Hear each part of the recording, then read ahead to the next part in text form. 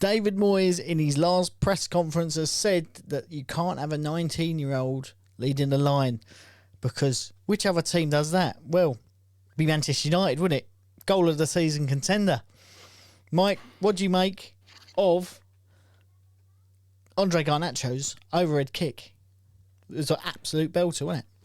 Nah, it's overrated, mate. Overrated. Olivier Giroud's Scorpion goal was better. No, in all seriousness, it was an absolute belter, and one of my favourite goals ever scored. I've got two favourite goals. Yep.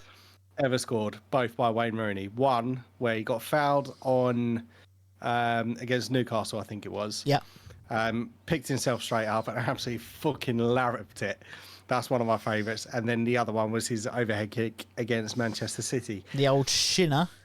Yes. A shinner of a kick, yeah. This one, I would actually have to say, and dare I say it, was actually better. It was further out. Yeah. It was a cleaner connection.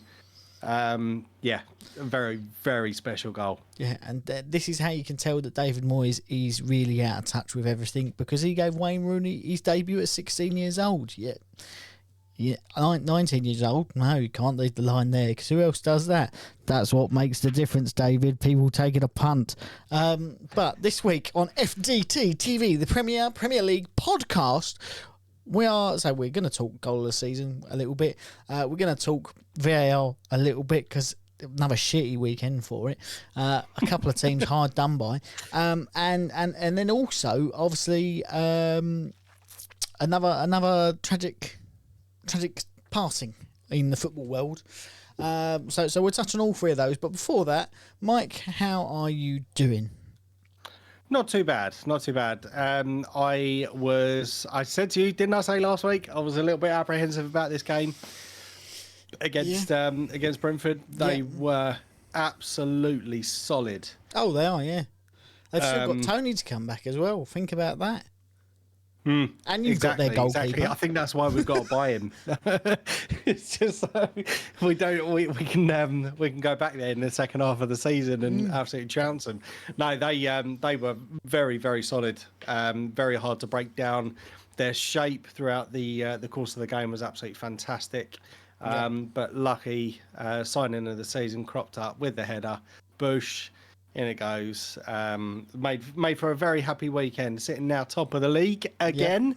Whoop, whoop. For how long remains to be seen. Till next Hopefully weekend. Spurs and City get a draw at the weekend, and we can pull away a little bit. But yeah, it's nice to be back on top. By yourself. Yeah, lucky.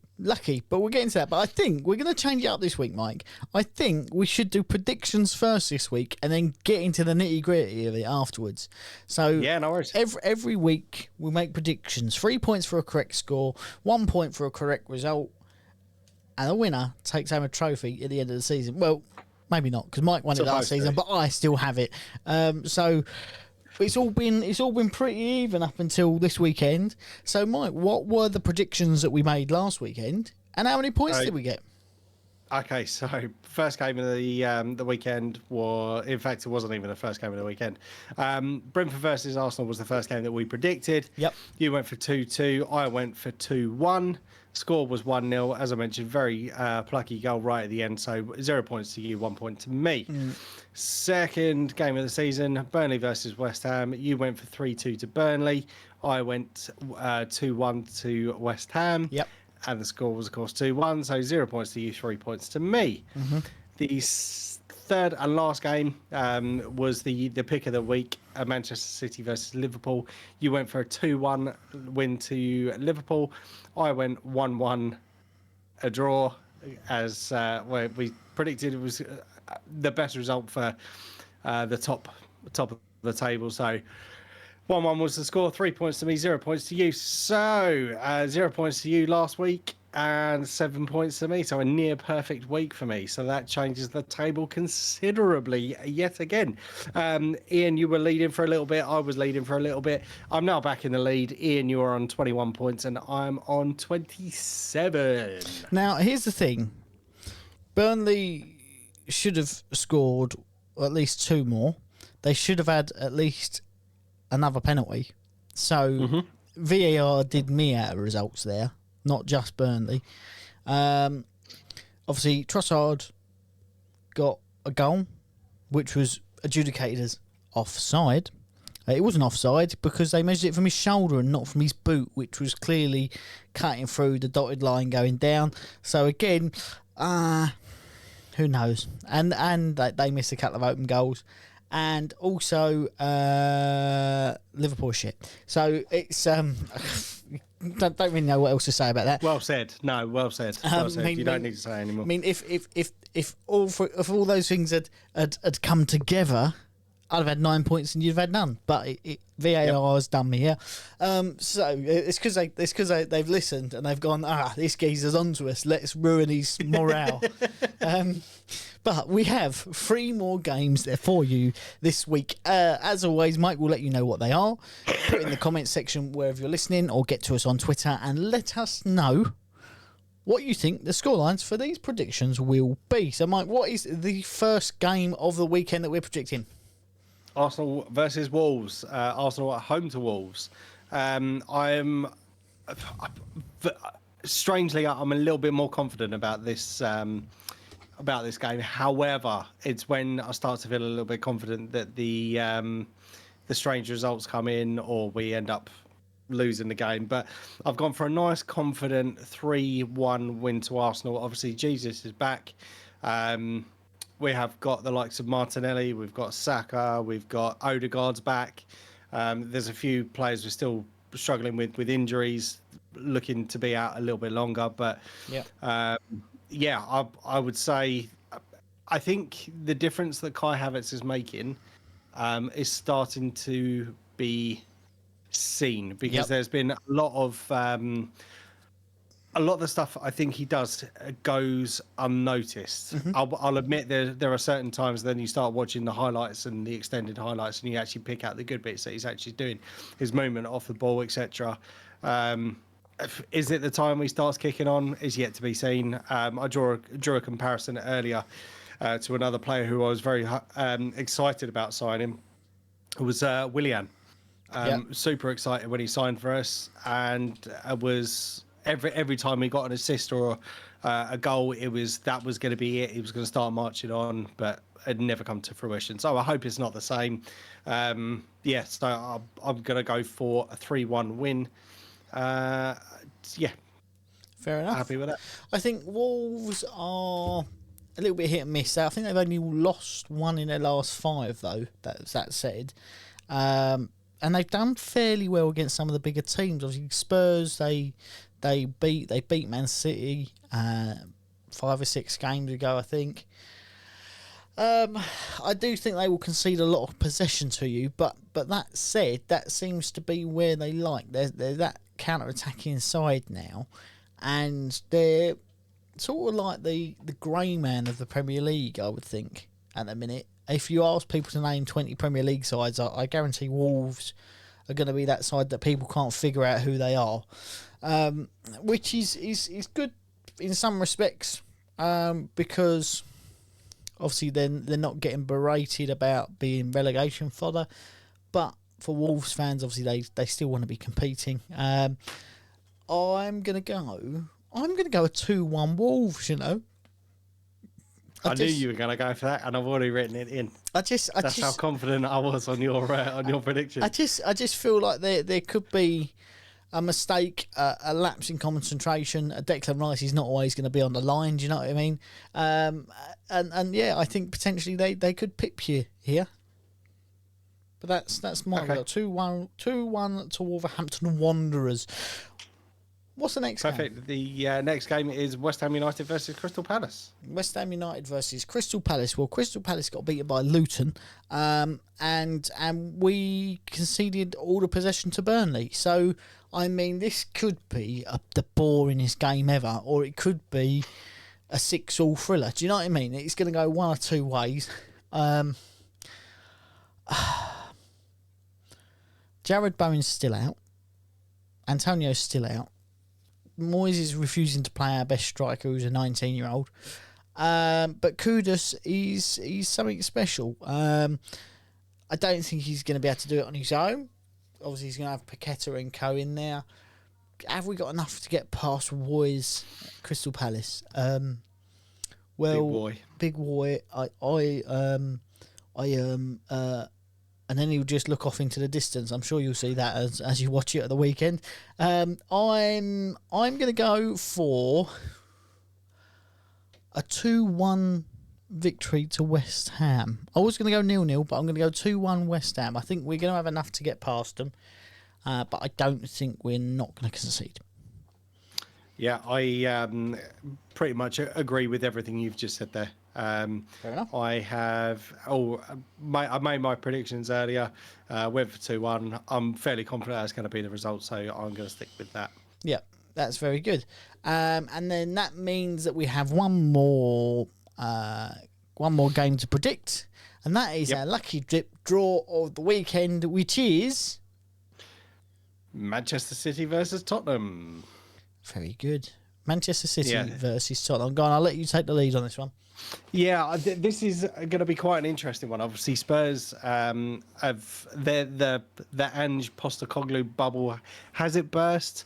Obviously, at points yesterday, it was like watching a game of FIFA when you're watching some of these professionals, EA Sports professionals playing a game. They were here, there, everywhere, knocking the ball around, skill moves. And to be honest, I think Son was unfortunately the weak link for them yesterday. Was getting into some good positions, very, very pacey, but was too pacey, getting caught offside a lot. So that being said, I thought Aston Villa were phenomenal. Yep. And I dare I say it probably deserved the win over the majority of the game. Spurs definitely in moments, but obviously Manchester City will want to try and reclaim the top spot again off of Arsenal this week. Obviously it's going to be dependent on how we get on, but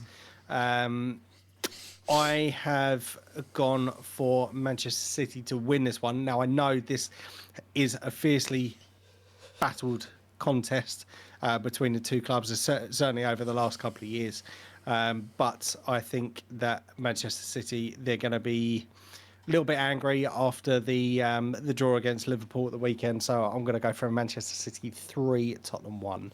Fair enough. I think you're right. It's going to be hotly contested.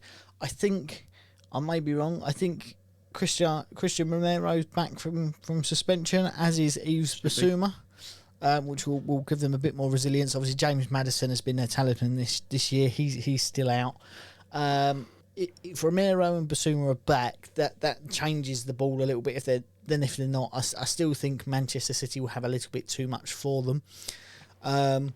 But on the other hand, they don't like being pressed, do they? They're used to sitting, having control, passing around, where Tottenham will go 11 men up front and try and get on the front foot.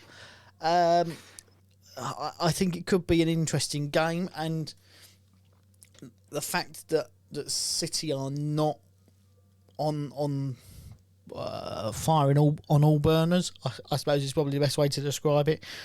I'm gonna go for a 1-0 win here to Spurs. All my brain is telling me is that Man City are going to trounce them. But I think it could be one of those results where it really does go a little bit sideways for City, and I think Spurs probably might get 3 or 4 chances, but only be able to put away one of them. But yeah, 1-0 Spurs. Why not? Let's go for it. Got to claw back some points. Good for us. Providing that we stick to our guns and win that game. So, just as a recap, Arsenal versus Wolves, you've gone for 2-1 to Wolves. I've gone 3-1 Arsenal. West Ham versus Palace, we've both gone for 2-1. And then Man City versus Tottenham, you won 1-0 to Tottenham. I've gone 3-1 to City.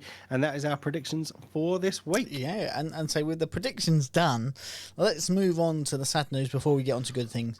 Terry Venables, obviously former England manager, Barcelona manager, and Tottenham Hotspur manager. I think he managed a load of other places as well, but that's where I know him from. Unfortunately, has passed away at the age of 80. So another death in the footballing world, which is never good. Well, obviously death is inevitable, but it's never good to have loads in bunches that are significant to the history of the game and have obviously had an effect on many people throughout their career. So yeah, rest in peace, and we send thoughts out to family and friends and whatnot, as we do with everybody.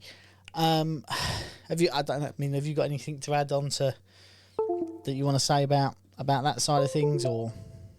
No, I think for me, one of my obviously earliest memories of watching a competition. Obviously, I was aware of the Italia 90 Cup, but didn't really know much about it. Obviously, we didn't qualify for the 94 World Cup.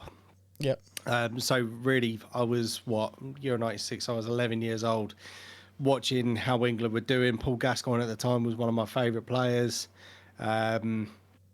Ian Wright, obviously, starting to get into the football scene massively, seeing some of the Arsenal players there. Alan Shearer, again, another one of my favourite strikers. Sorry, that's just mimicking his goal celebrations. One hand, two hands, lovely jubbly. Yeah, very exciting time for English football at that period. Again, another period of some of the best England kits, in my personal opinion. The grey kit can't beat the grey kit, and I'd love to have an original. I've got one of the score draw replicas, but it's not quite the same.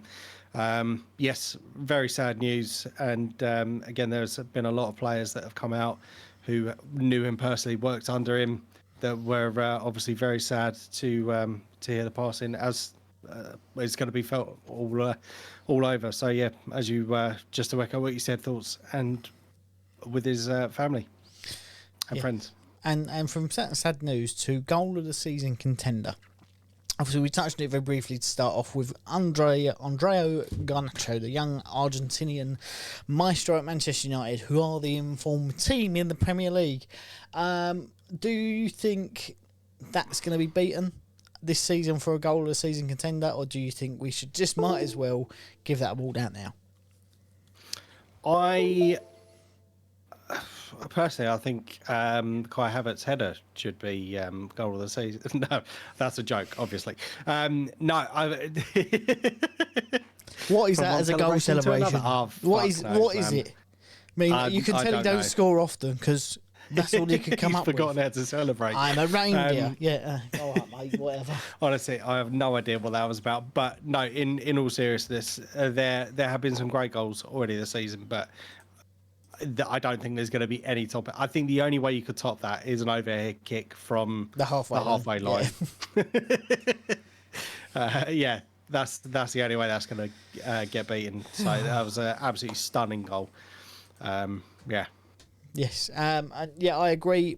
What I don't agree with though, and here's the thing, is that was a 3-0 victory. And when you look at that, you look at 3-0, you look at an overhead goal being scored, and you go, Man United blew Everton. Yeah, they blew them away. But they really didn't. It was a really close fought game. Obviously, the overhead kick, it's one of those. You can't do anything about it. Second minute of the game, phenomenal. The penalty, I think, was a penalty. It was light. There wasn't any intent to bring him down. But it was a good penalty. And then the Martial goal, pardon me, it was just one of those that he slipped through and away he went. But I think Everton hit the post. They made Onana make a couple of good saves. And on another day, it would have been 3-3. But that's how winning is done. You manage to nick these results when they come in. But do you think Manchester United, now we're starting to see players come back, obviously Varane was on the bench, they're in a bit of form, they're getting some players back, do you think we could see them sort of rocket up the table a little bit and push themselves back into a top 4 contendership? Because they are currently only 4 points behind 4th place. There's every possibility. I think you've got Arsenal, City, Liverpool, Villa, Spurs. Yep. Then United, is it? Yeah, it is. Yeah, that's correct. Yeah, there's every likelihood. I mean, like you said, this is a strange old season so far, with the amount of money that's being invested into the game and some of the clubs investing into good acquisitions. Yep. We've seen the competitiveness of the Premier League massively improve. I don't think I've seen a tighter start to the season at the top, middle, and bottom. Yep. Obviously, Everton, as you mentioned, were only down there just because of the points deduction. Luton, again, we were suspected to be the whipping boys of the league this year, but they've obviously, we mentioned earlier, they won against Crystal Palace. Again, it's another one of these ones where they're playing well. A bit unfortunate, obviously, with the game against Liverpool. So it's a funny old season. Aston Villa could slip up, and Man United are right back in it. No question about it. Do I think they'll finish higher than Spurs this year? Yes. Okay. Do I think they'll finish higher than us this year? No. Okay, fair enough. Now, with that said, obviously, I think you're probably right. They're going to come back with some force. I think you are too far away from this season. I think they will get a top 4 spot. But I think there is a performance within that United team that went a little bit under the radar. And because of the goal and because of the result, and that is the young Kobe Mainoo. Played in midfield. He was really positive, was a driving force for that Manchester United team. He actually cleared one off the line as well.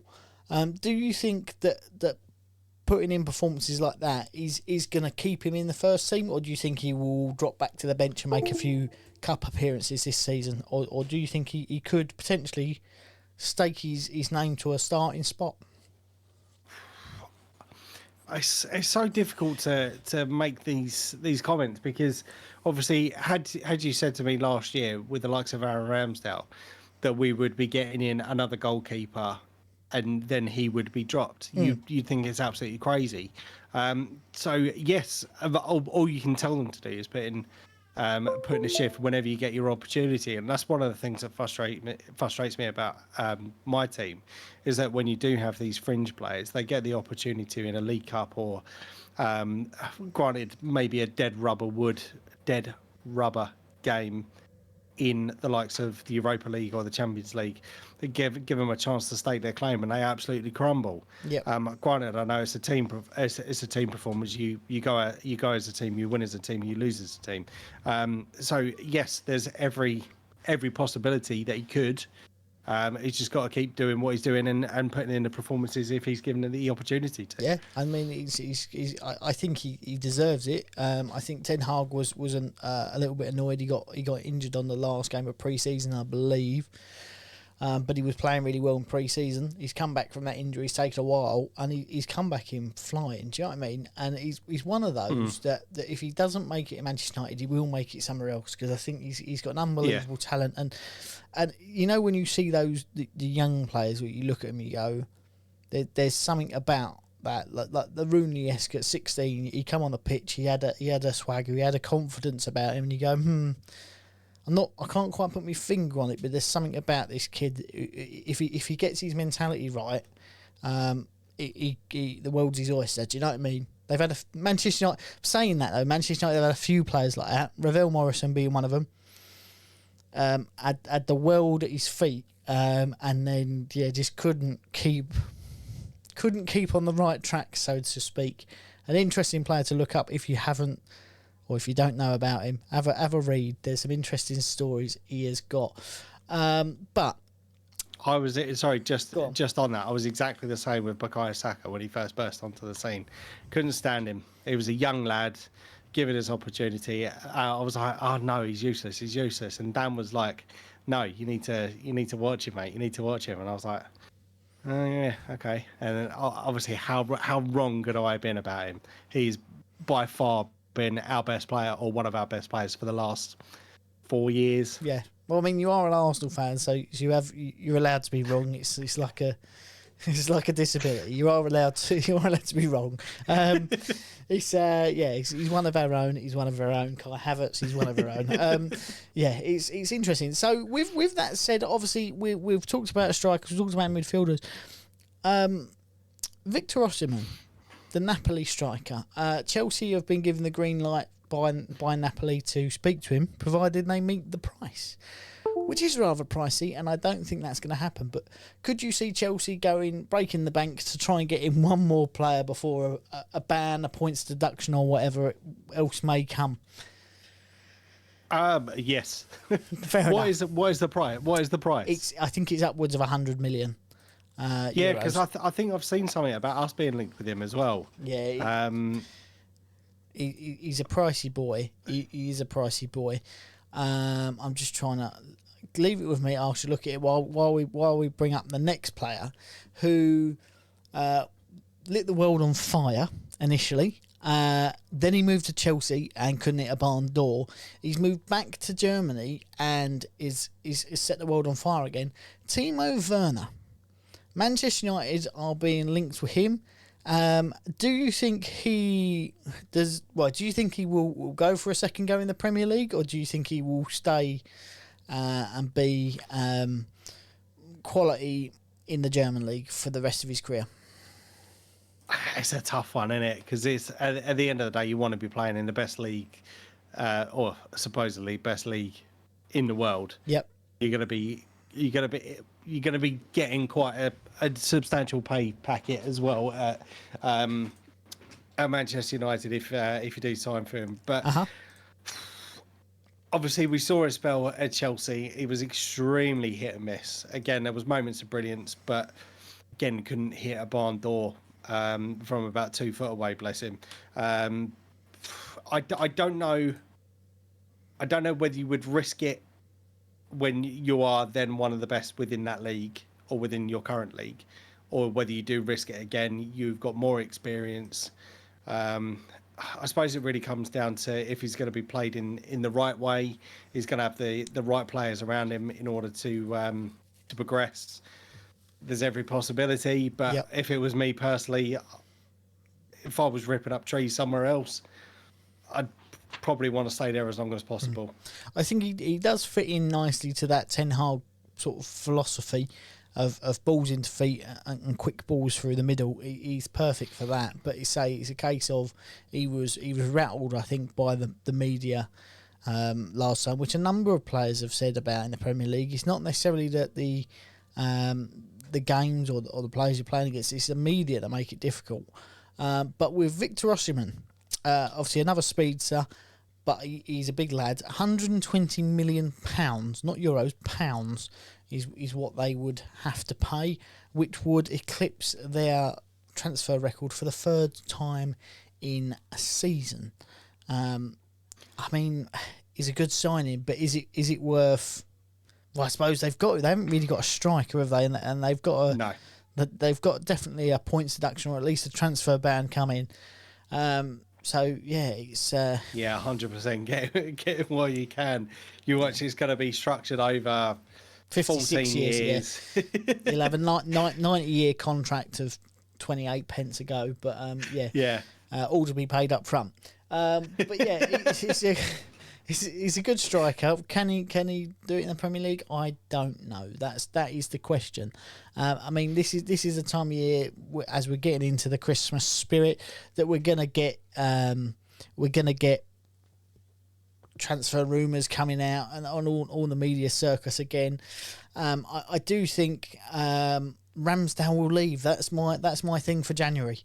I think at minimum it will be a loan, but I think he's going to go somewhere else. Yeah, we've got the was it the Euro? No, the World Cup, or whatever one it is next year. Euros. He's going to want to kind of stake his claim on a starting position for a number one position for England, and he ain't going to get that on the bench or certainly just playing cup matches. I do feel really sorry for him because I think he's an outstanding player for us, one of the best goalkeepers I would dare to say that we've ever had, and I don't understand what is seen behind closed doors that we don't know We said exactly the same thing about what's his name, Aubameyang. When all those issues were going on, some were saying it was family issues, then it was this, and it was that. Then obviously it came out in the documentary that there was far too many breaches of conduct. So unless there's been something like that that's gone on that we don't know about, possibly. or maybe it just is that Arteta rates him over or rates Raya, because I've heard that we're looking to make that a permanent transfer in January. Yep. So I don't know. I think if it's made permanent, I do agree that Ramsdale will be looking, and apparently Newcastle is a club that's been touting for him. Yeah, I mean, he seems to me he's a confidence player. Obviously, he got relegated. What was it, 2-3 times on the trot? So obviously he's got a fair bit of resilience about him. He had a phenomenal season last year, but his head went in some of the bigger games, and he's never quite found that confidence again to plant his feet and be that phenomenal shot stopper. I mean, he made a few gaffes at the weekend, which could have cost you the game. I think you were lucky that it didn't. But yeah, Newcastle. I mean, will he go in over Pope? I don't think so. I think Brentford could come in for him. I think that could be a good fit, or even someone like Wolves, possibly even West Ham. Do you know what I mean? That's level of you're going to face the shots, but you're not expected necessarily to play out nice football from the back, which is a composite now of Arsenal Football Club. It wouldn't surprise me if there's some sort of swap deal potentially in place, or looking to offset it, because the rumours are about us going in for Ivan Toney. Are we going to use that as leverage? Because apparently the deal's already been agreed-ish. Yeah. There's no obligation, but I think we are looking to make that a permanent transfer. And yeah, it wouldn't surprise me if there's some sort of deal struck for Ivan Toney, possibly. I don't know. And here's another talking point, Mike. We are in December almost. I don't think we've had a managerial sacking yet. No. No one has gone. There is rumours. Obviously, we had the Sheffield United. We had Paul Higginbottom being touted for the sack, saying he's going to go. I don't think they will necessarily get rid of him. But apparently, the owners at Nottingham Forest are getting a little bit fed up with the results that Steve Cooper is producing. Sorry, pardon me. And what I've read from a number of different sources, obviously you can't take it for granted because none of it's come directly from someone that you know at Nottingham Forest that's got any power to make decisions. But apparently, if they lose at the weekend, he could lose his job. What do you make of that? Because they're not doing terribly, but they're not pulling up any trees. So do you think he could be one of the first to lose his job? It would surprise me, considering the likes of Luton and Sheffield United. I know Sheffield United have publicly come out and said that he's not getting the sack at the. He's not getting the vote of confidence, or the vote of confidence, or whatever it is. Yeah. You could understand it in any of the managerial positions within the league. Obviously, if they're doing poorly, bad string of results, you want to stop the rot, and it'll be time to get rid of the current setup, because it's obviously clearly not working. Yeah. But at the same time, I think we've seen on multiple occasions that if a manager is given time, they will start to get results or start to prove results. And I know he's been in that job for quite a while now. Maybe it could be that he's taken them as far as he can go. But again, with the league as competitive it is, not everyone can win every week. Someone's got to lose or draw. Yeah.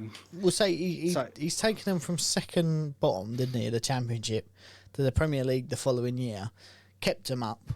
I mean, they're sitting 14th. They were 15th because of obviously Everton's point deduction.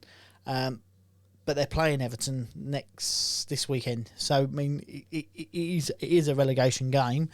If they lose that, that's a major blow again. But again, they're missing. I think it's Iowoni, is it? Their striker, the big guy, powerhouse. Yes, he's out. Just got injured, didn't he? Yes, I mean that's a big miss for them because he's the leading force in that team. But other than that, I don't really know. Other than Marco Silva, who's in charge of Fulham, I don't know who else would be up there for getting the sack first. Do you know what I mean? It's Big Ange. Big Ange, I doubt it. I mean, because you think, does Company go? They're again played well. Yeah, again. he's definitely in with a shout, 100%. But you think they're playing well. I mean, that they should have had a penalty against us, so it should have been 2-2. They conceded an own goal, but they played better football than us. They had better possession. They were the team to watch in that game. And it's just a case of you think they are a little team. Obviously, it's his first job in management in England, and he's now gone from being the big fish in the little ponds to the little fish in the big pond. Yep. But they are sitting bottom with 4 points. They're just leaking goals. Obviously, they've got James Trafford, who is a phenomenal goalkeeper, but you've got to sit back a bit deeper and make it hard to beat. Who have they got? Sheffield United. Yeah. He's their next game. That's another big relegation 6-pointer this early on in the season. And they Everton travelled to them, and again 4 weeks after that. So it's would you not be afraid games to sack Vincent Company though? He done so well with them. Think about Burnley when they went down, and the style of football they played, and the players that they had, and how many of them wanted out and wanted to go to different contracts, and he's turned that round. He has turned the team round in the way that they play, but again, I just don't think they've got the team to compete. They bought. I agree. Sanderberg. Again, I'd be worried about sacking him in case he knifed you or come up to you, headbutted you or something. No, he's got that look about him. No, in fairness, Vincent Company, I like the guy. He's very softly spoken. His voice doesn't seem to match his presence. When he I see a clip of him shouting at players before, and you thought if I was there, I'd be laughing because it's not scary. Oh no, I thought it was. No, I'd hate to be shouted at. No, he's a unit. Don't get me wrong. I wouldn't want to get in a punch up with him, but he's just yeah. But when you look at the team, right, that he's playing with, you've got Jay Rodriguez, was a good player 10 years ago. Do you know what I mean? He got a few injuries. He's done that. Goodmanson's been at Burnley forever, but again, good player 6-7 years ago. Sanderberg coming to Sheffield United, had a really good season. He's a solid player, but there's a reason he never went to a big club. And he stayed in the Championship for a while. Nathan Redmond, good player 10 years ago. Josh Cullen, solid player for the Championship and where they are in the Premier League. Former West Ham guy, I wanted him to do really well for us. And then you look at Connor Roberts, West Brom reject. Who else have they got? Do you know what I mean? They've got a lot of players, but there's no one in that squad that jumps out at me and goes, they're going to pull this out of the hat. They're going to grab the games by the scruff of the neck and make sure that people do what they're meant to be doing. Do you know what? If he's not sacked, I think he gets to the end of the season and does potentially what Rooney did with Derby. Obviously, again, taking them as far, or he said, no, we're going to stick around. I'm going to get you out of this mess.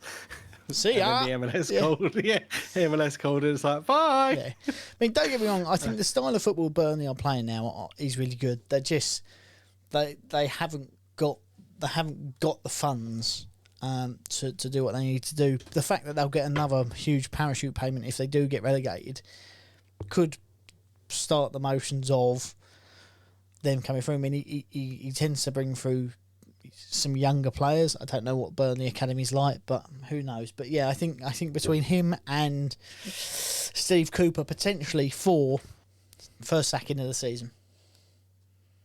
Happy Christmas. Happy Christmas. Yeah, what a time to be a manager, eh? I mean, have you got anything else to add to this week's podcast? No, nothing from me. Very good. Well, on that note, VAR is still shit, and Arsenal, Trossard got ruled out of a goal that he should have had, and Burnley a penalty. But hey ho, I'm not complaining. I am complaining. I'm always complaining. What's that about? But until next week, I've been Ian. I've been Wayne. And we will see you next week.